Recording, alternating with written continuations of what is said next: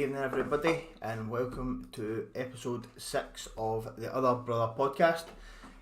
Tonight, I've got a wee change to the usual format of the podcast, in that I've not got anyone coming on to interview, and I'm actually live on YouTube for the first time, so fingers crossed it goes well.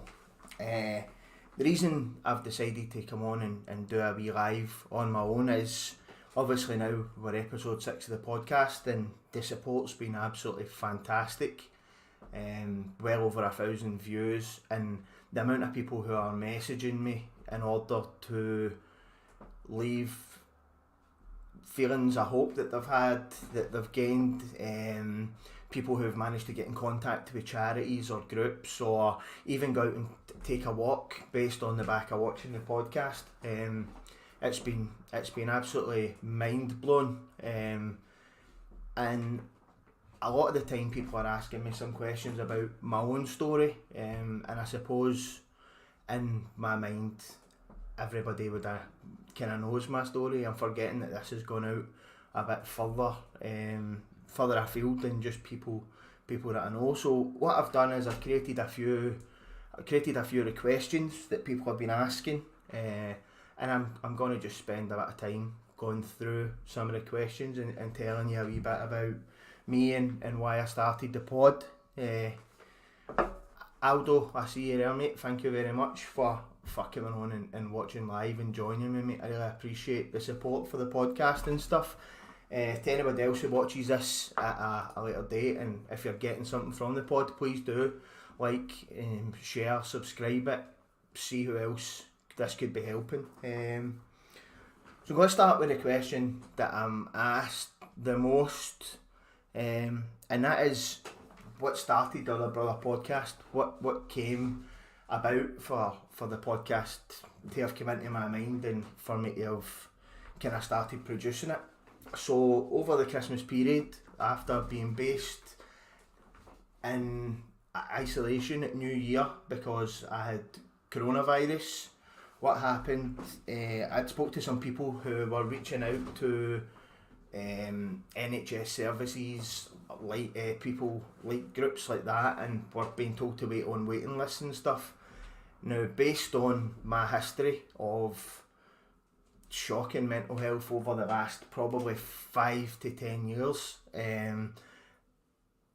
I decided that I could maybe share some of the support groups I've found, and some of the lovely people that I've met through recovery that I've managed to become friends for life with. There's a big wide world of recovery out there, ranging from just getting yourself out of the house, going and speaking to a doctor, or whether it be joining one of the anonymous fellowships or one of the groups that you'll have seen on here in the first 5 episodes. I'd like to say a wee hello to my friend Phil Abby, thanks for the support, Abby, and obviously to my boys at the Dogger Saints, who I'm going to have to speak about in a minute when we talk about why the podcast started. So as I say, there were so many people I was hearing about who were really struggling to get a hold of their mental health. The place was in lockdown, can't get a doctor's appointment, etc. And just to get word out of the different places. There's hundreds of them. And obviously the reason that I know so much about poor mental health is because I've suffered with anxiety and depression since I was a child without knowing it. And it all started, I believe, through bullying in school. So I was from a wee quiet estate where I stayed, and there was a lot of people further estates, schemes, in Glasgow we'd call them schemes, who went to the same places and maybe weren't friends.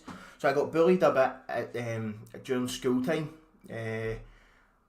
At primary school, not so much. Once I got to high school, I've got a very vivid memory of leaving my house, and I used to have to cross over a railway bridge in order to go to school, and from where I got across the railway bridge I could see my mum's house, and unbeknownst to the two of us, she would wave me off, and she would be crying because she knew that she was sending me to a school where I was being bullied, and I would also be crying because I had to go into this place, and it really knocked my confidence. During school, I didn't really have many pals, that you would, like, boy pals. I hung about with the girls quite a lot because I just wasn't into the drama and stuff. I didn't trust people, and without knowing it, that was leaving a massive imprint on my life from a young age. So as I went through high school, being bullied, doing really well in my results and stuff, and what happened was,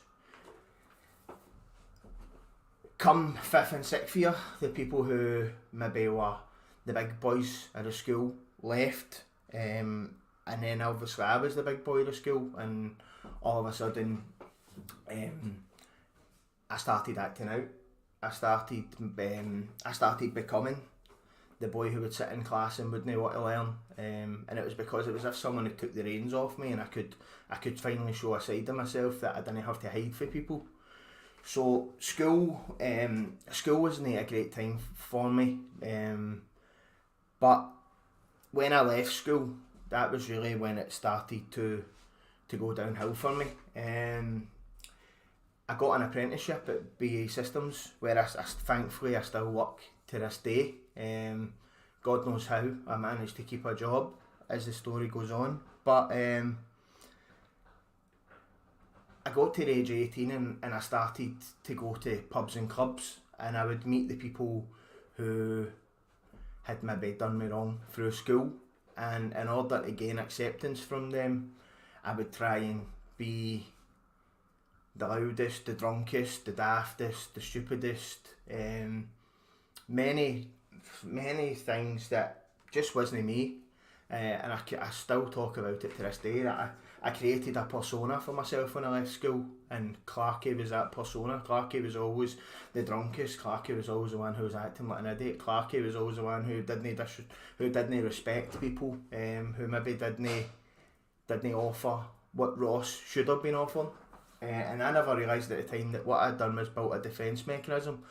But Clarky very quickly found that it wasn't just acting stupid that would get me noticed and get me in with the gang kind of thing.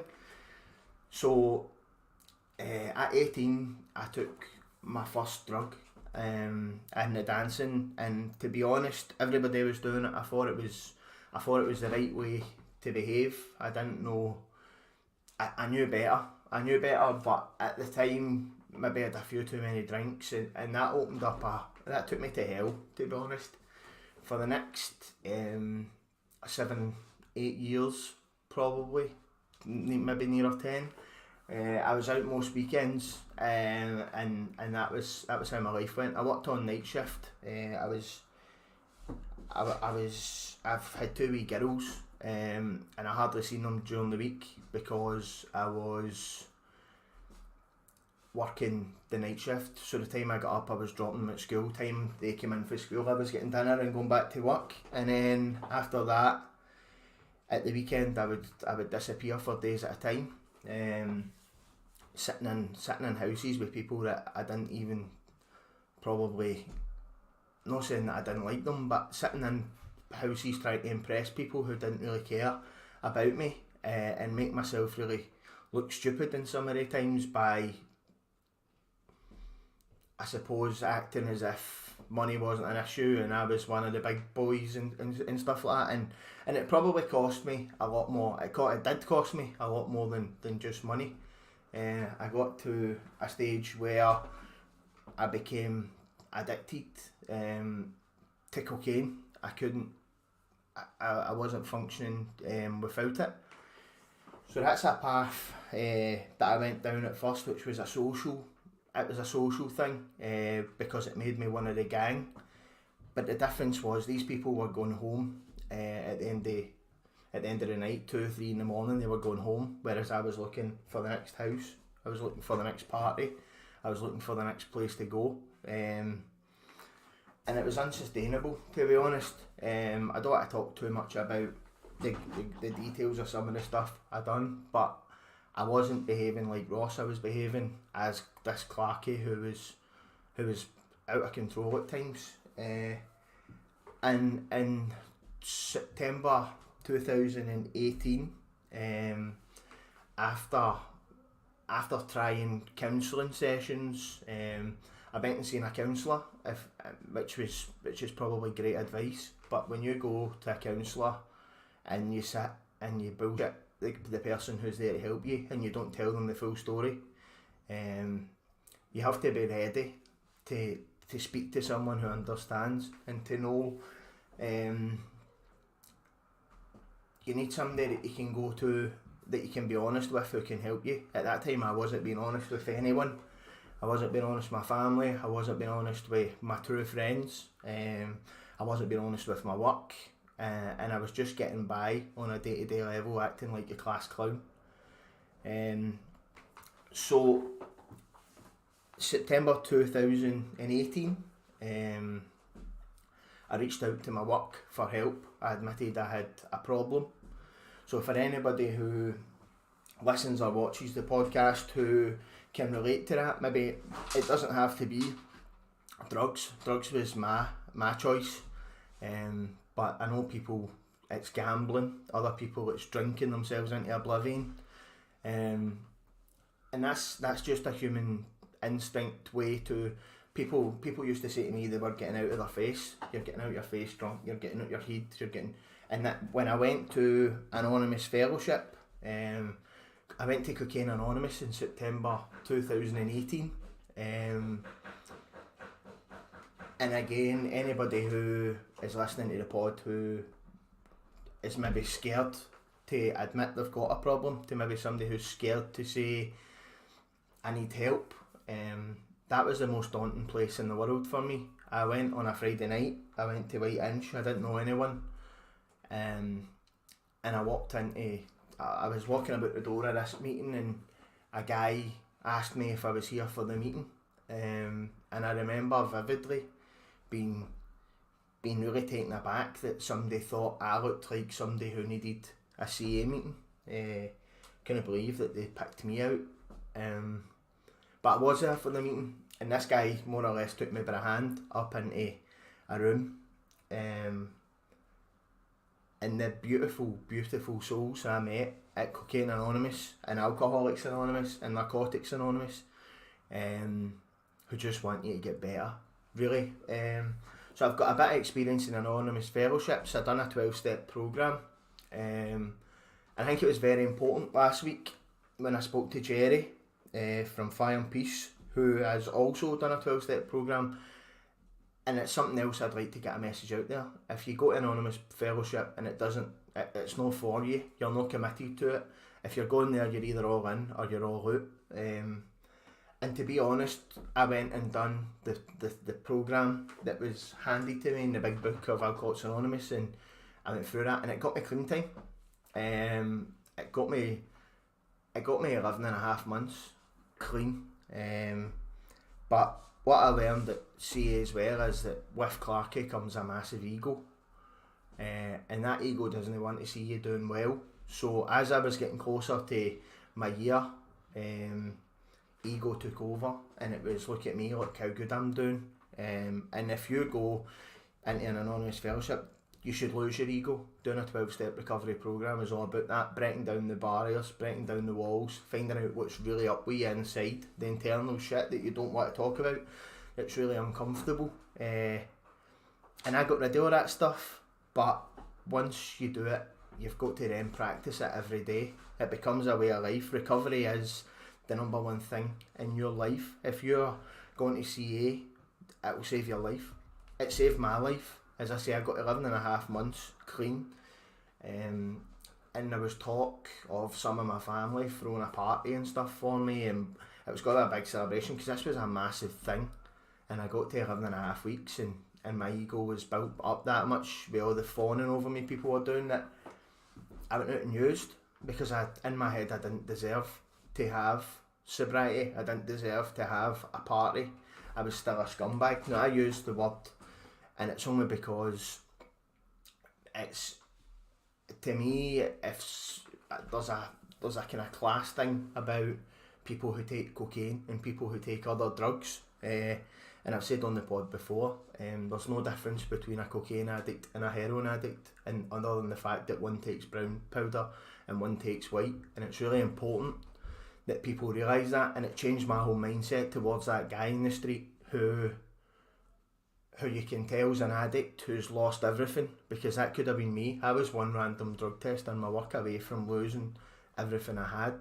I was probably no far away for losing my life. I think I've spoke about this on the pod as well. I tried suicide twice when I was on a come down for drugs, and that's scary. And there's a pandemic. I don't care what anyone says, there's a pandemic, and especially in the west of Scotland, with drugs and the ease in which people can get them and the danger at which they cause people's life. So eventually I decided that CA wasn't for me, but at the end of the day, that doesn't mean that CA is not for you. It doesn't mean that Alcoholics Anonymous isn't for you. And I would urge anybody who, they've got a saying there, if it costs you any more than money, you've got a problem. So my addiction to cocaine was costing me money, it was costing me time with my kids, it was costing me my family, it was costing me the stuff that I was having to try and sell or get rid of in order to fund that habit. It cost me borrowing money that I never paid back, and that's all the things that, although you think it's just a wee bit of a party drug at the weekend, and that's where it led me to. That's where it led me to. So as well as going and doing the CA thing, I also have done some other bits and bobs around recovery cafes and volunteering at recovery centres and stuff, and that's my experience of the fellowship. A lot of people ask me, is CA for old men, is Alcoholics Anonymous a kind of closed book? No. If you've got any issues at all with drink or drugs, Cocaine Anonymous is welcome to anyone who's got any kind of addiction to a mind or mood altering substance. So that can be painkillers, it can be heroin, Valium, cocaine, ecstasy, drink. That place will take you in, they'll look after you, and they'll give you every chance in the world to get well, which at the end of the day is all you can ask. So as well as the Anonymous Fellowships, a lot of people were obviously asking me about Fire and Peace after myself and Stevie spoke about it on episode 1. And if you haven't, I would urge you to watch episode 5 with Jerry Ward from Fire and Peace, who are a recovery group. When I went to the recovery group, they've now got charity status. So these are people who believe that our connection to the outside world, our connection to nature, I don't know if MD listener or watching's ever been and just sat at a campfire, who's maybe went out the back. One of my favourite pastimes was going out the back with my chimney on, and just the peace that comes from being around a fire and just listening to the cackle and looking at the stars, and I never realised that how good the outdoors was for my mental health until I went to these kind of groups and stuff, until I went and seen for myself the feeling of companionship and the feeling of love that comes with being in amongst other people who are struggling with their mental health and who just want to get well.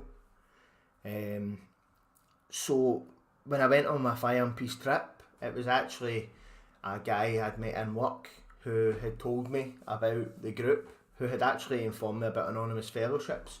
There's another reason why I think it's very important to get the word out there that these are no shut off places. I had never heard of Cocaine Anonymous, and I struggled with addiction for the best part of 2 or 3 years, pretty bad. So I think it's really important that we get the name of these places out, and obviously give people a wee bit of advice who are thinking about going, that it's not a scary place. It's a place full of love and compassion and hope, where people want you to get well, and it's very similar at Fire and Peace. Now, when I went, at this point I still thought drugs were my problem. I went on a trip, and while I was there was people there who had maybe been through domestic abuse, there was people there who'd been through childhood trauma, there was people there who'd been through adult trauma, there's people there who are just a bit fucked up, to be honest, and that's fine. That's fine. The world's a hard place, and I feel really passionate about the fact that, see now, there's so much self-hate goes on with people based around having a phone in your hand and being on Instagram and looking at that guy that's got the fancy trainers you like, or looking at that girl who's got the big house, and I certainly modelled my life around trying to look as if I had everything, whether it was running about with the best of clothes on, even though I was taking my mum money to go and buy petrol for my car, or whether it was just anything really, to be honest. So I went to Fire and Peace. I didn't know what I was going to expect. We met at the rehab centre in Kirky, and as I say, the group was so varied, and different people with different problems, that it became a new outlook on the world, to be honest. I was listening to people who came from terrible backgrounds, had been dragged up through the streets with parents who were also addicts, who maybe couldn't give them what they needed, or people who were loaded, were born into a family that had a lot of money, but life just got in the way, and that, for me, I fell right into that. Like, my mum and dad raised me perfectly. They never raised somebody who was going to be a drug addict. They never... Everything I wanted in life I got, and I still ended up fucked up. So I think that there's a stigma around addiction, in that it's people who come for the schemes and who do this, and who've maybe grew up in a deprived area or something. Bullshit. Addiction can hurt anybody at any time. You see some of the richest people in the world who are struggling with mental health, struggling with addiction, committing suicide, and they look as if they've got all the material stuff in the world. It's no, they say as well in recovery, fireside out. What's going on in here is what goes on out there. If you're not in a good place yourself, then you can't help other people if you're not in a good place yourself, and you need to realise the place you're in. So I spoke a wee bit last week about getting on the Fire and Peace trip and doing the burning the log, but even just going there, sitting in a hammock, being at one with nature, cutting down trees and stuff, just getting out your comfort zone. It's minus and you're sleeping and you've not got a tent.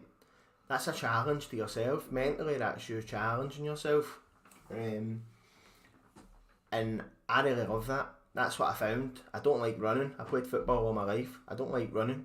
I've no interest in running. But if you put me outside, I'll walk for miles. And without maybe getting the same fitness benefits, the mental health benefits for me are just getting out are unbelievable. So we're on the trip, we're doing the tasks, learning how to cook on a stove underground, and just basic life skills that, do you know what, see now I could pick up a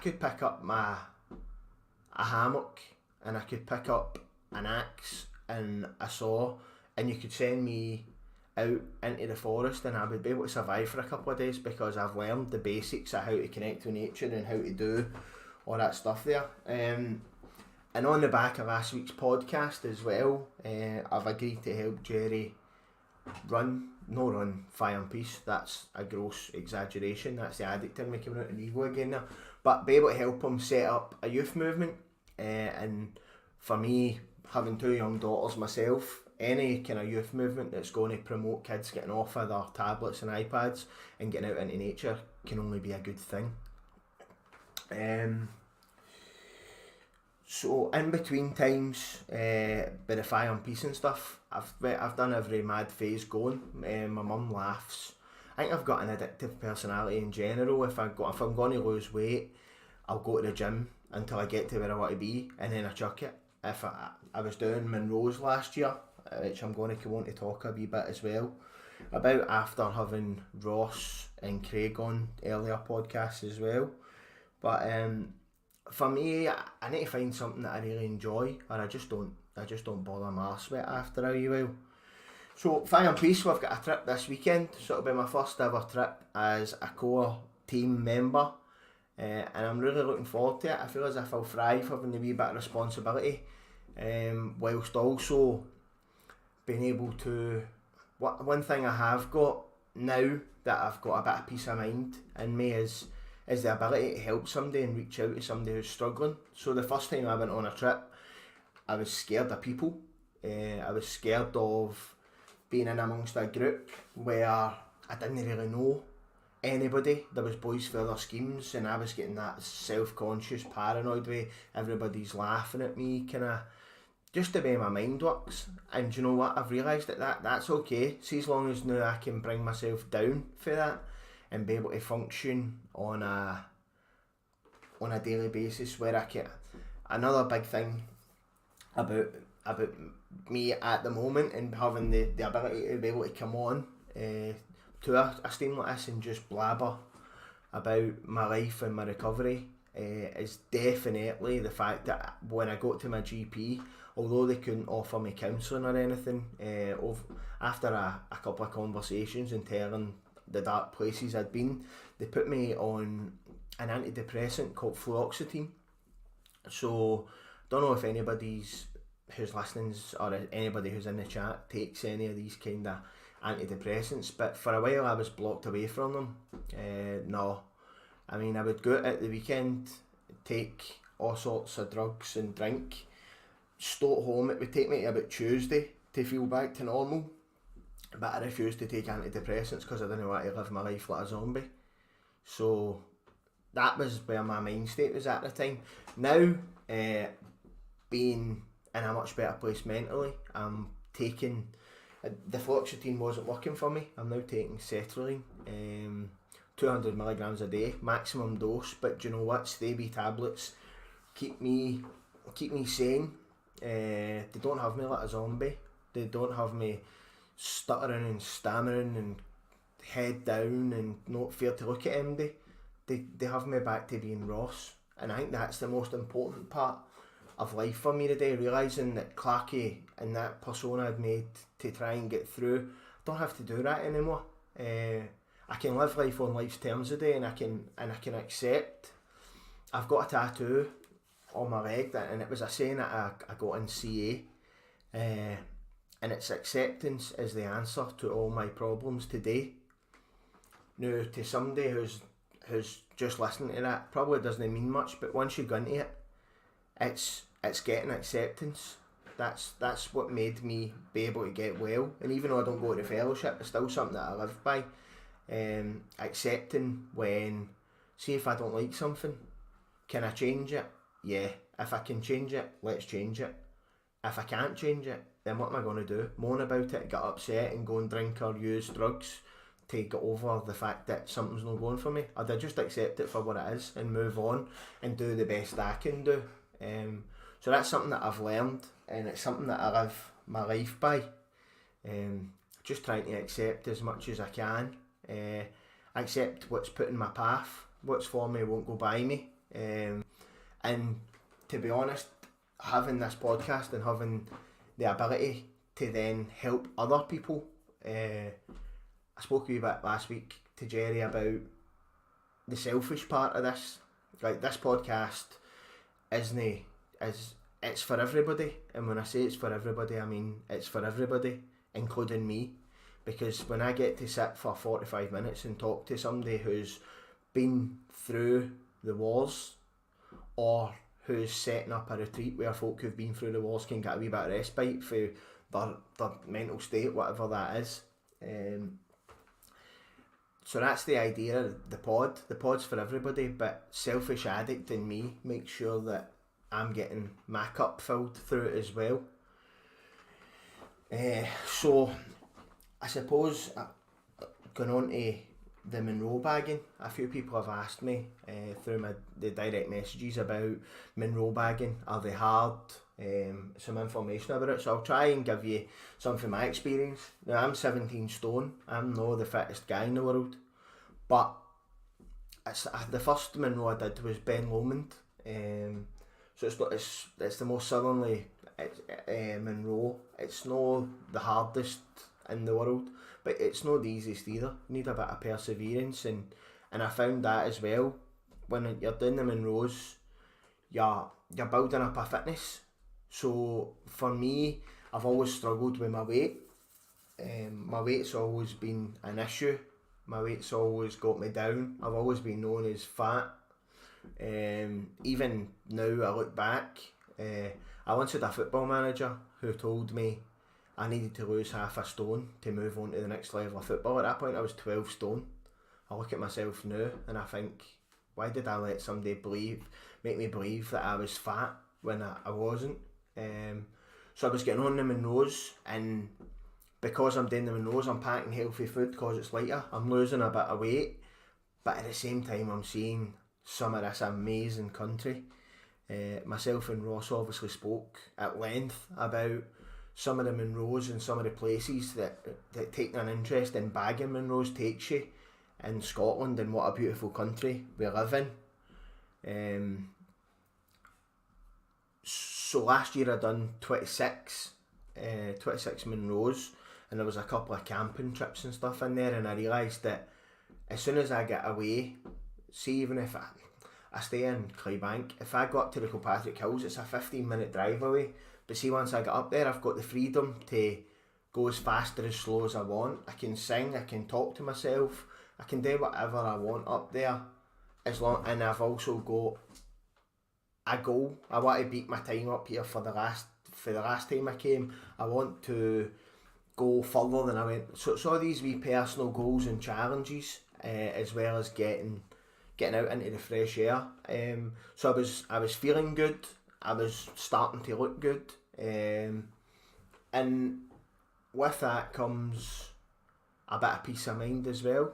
I'm looking good. I'm feeling good. I'm losing the fat reputation. I'm getting up, I'm doing.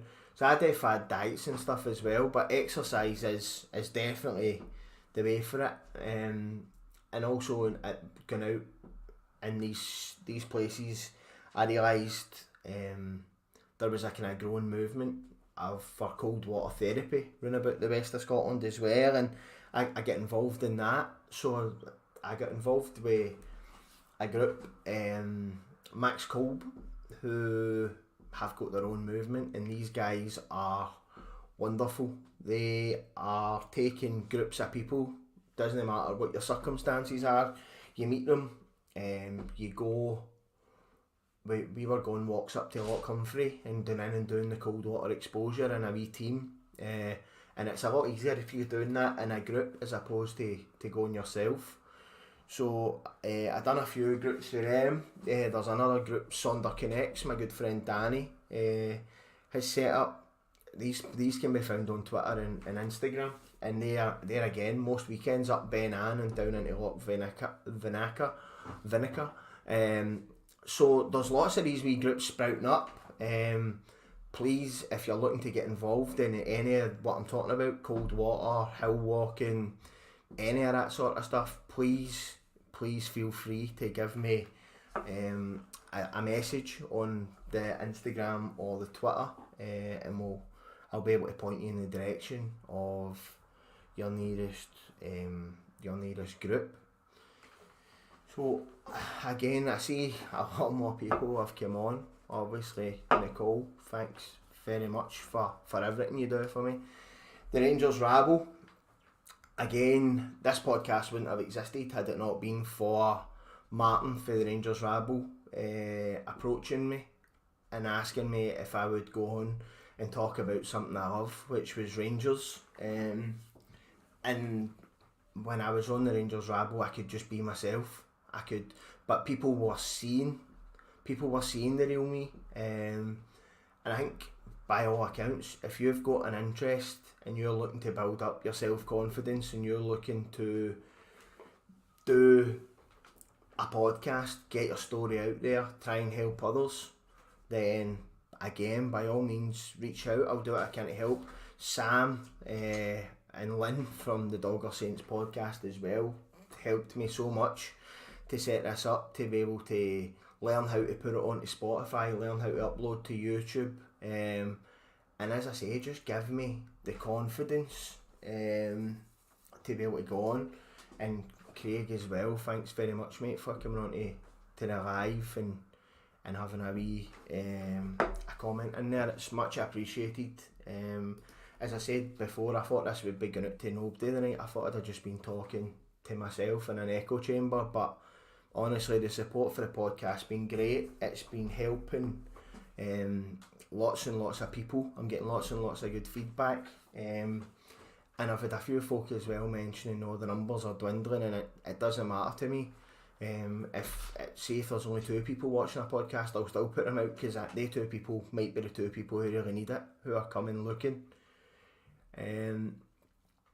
So that's where I'm at.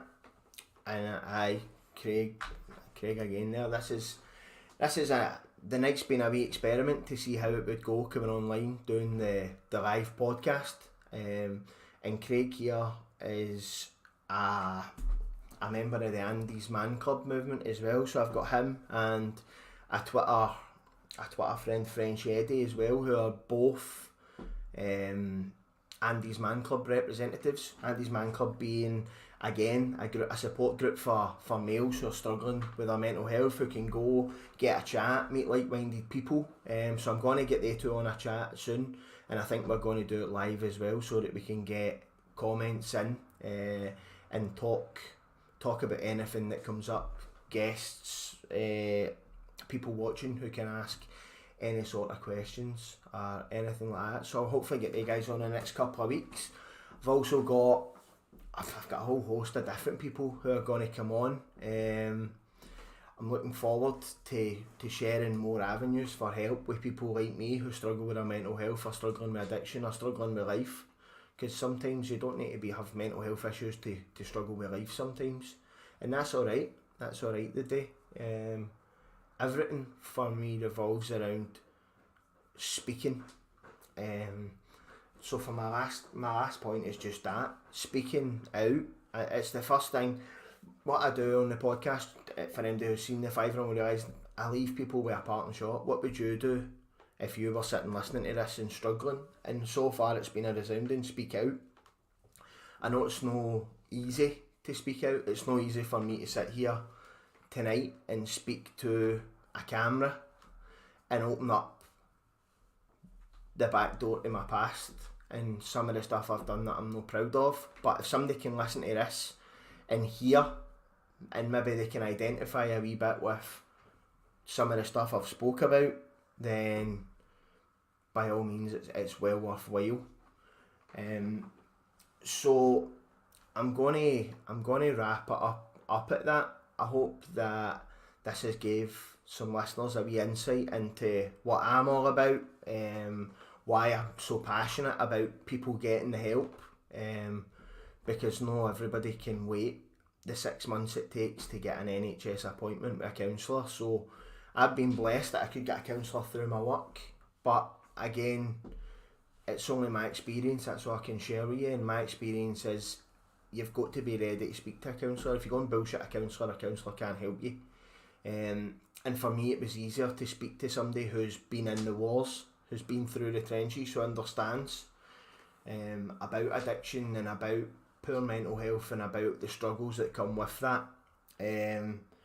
So again, the DMs for the Other Brother podcast Twitter are always open. I'll get back to you as soon as I can. My own private Twitter, you can get a hold of me, and essentially, if I can't help you, I'll try and find somebody who can. You don't have to suffer alone. You don't have to sit in your thoughts. You don't have to get depressed in order to... You don't need to be depressed in order to seek help and find talking. Talking for me is the best thing I've ever done.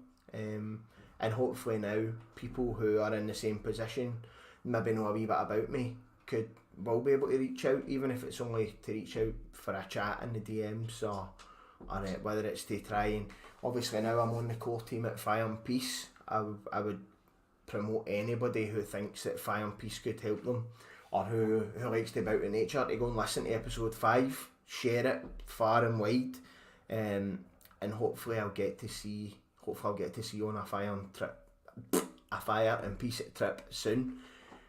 Listen, everybody, thank you very much for coming in, listening, for the lovely comments. See Dougie there, keep up the good work, loving the stories every week. And that's what I'm trying to get here. I'm trying to get a different outlook on life. People from different backgrounds, to show you that your background and your past don't define your future. It's the here and now, and what you're doing now, and it's never too late to get yourself well. Well, listen, thank you very much, everybody, for listening in, and I'll be back with a guest next week. Thank you very much for joining me. Like and subscribe and all that lovely stuff. If you wouldn't mind retweeting the Twitter posts and stuff like that, just to try and spread the word of the podcast. Every like and that really means a lot. So thank you very much. I'll catch you same time next week, with back to the normal format of an interview with a guest. Peace out.